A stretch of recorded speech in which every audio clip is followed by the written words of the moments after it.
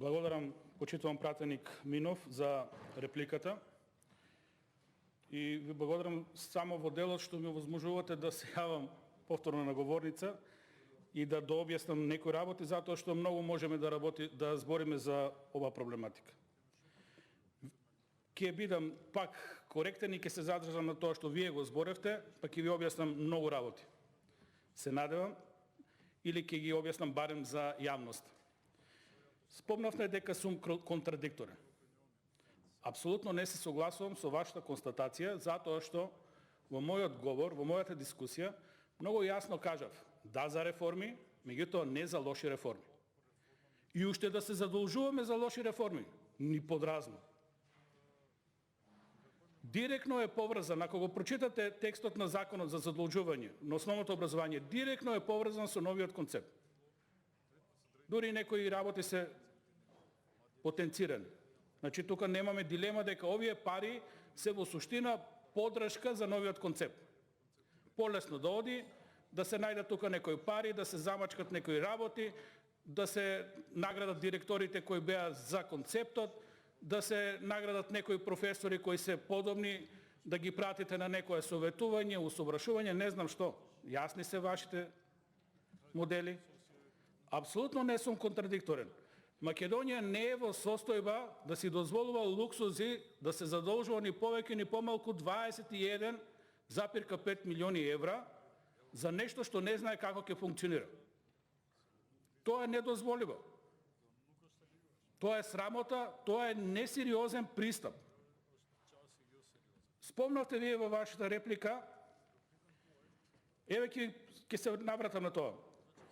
Рековте точно, драго ми е што сте следеле јавната расправа и што се согласувате дека имаше квалитетни заклучоци кои треба да бидат имплементирани во новата концепција. Меѓутоа, знаете како работи Министерството и министерката Мила? Пред самата јавна расправа ни кажа од претходните јавни расправи што заклучиле. Знаете што? Менење на наслови. Имаше таму во концепцијата предмет општествени науки се дигна галама, затоа што нема никаква логика да ги споите историја, географија, општество, религија, логика, не знам што во еден предмет.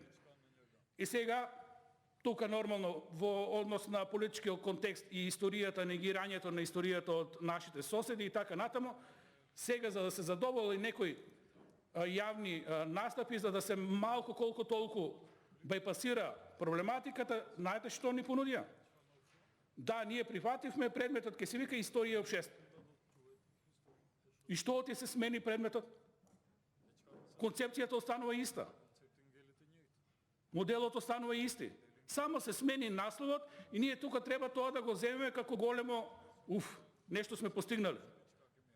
Тоа е капацитетот, тоа е нивото со кое може Министерството да оди во овие реформи. Немат капацитет. Ако веќе немат капацитет за нешто, подобро да не го прават. По-ферски е да излезат да сменат историската читанка и така натаму.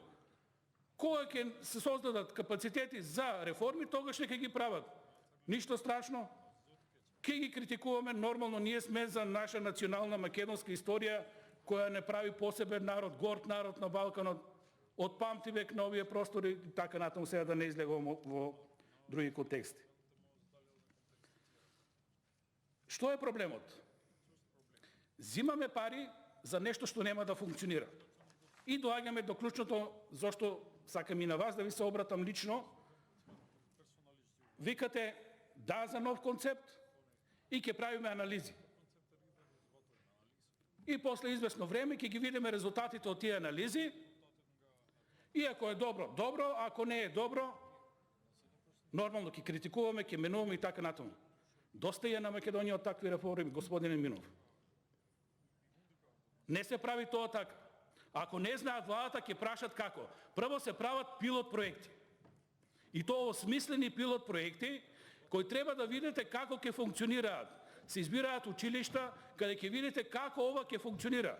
Ќе ја следите дневно наставата во тие училишта, ќе ги наградите тие ученици затоа што ќе бидат пооптеретени во однос на другите, ќе мора да ги следат и двата модела, да не заостанат во однос на основното образование кое сме го прифатиле како концепт, и тогаш ќе ги видите резултатите. А што предлагате вие? 5-10 години да имаме нов концепт и што ако не го биде? Не се проблем парите. Македонија е презадолжена. Ние сме задолжени со милиарди евра. Проблем се младите луѓе. Ке ги осакатеме нови генерации и ке немат можност да се снајдат и полесно да напредуваат во своето образование. Тука е проблемот, тука е нашата загриженост. Дали можеме да си дозволиме експерименти со мали дечиња, со млади ученици, со основци?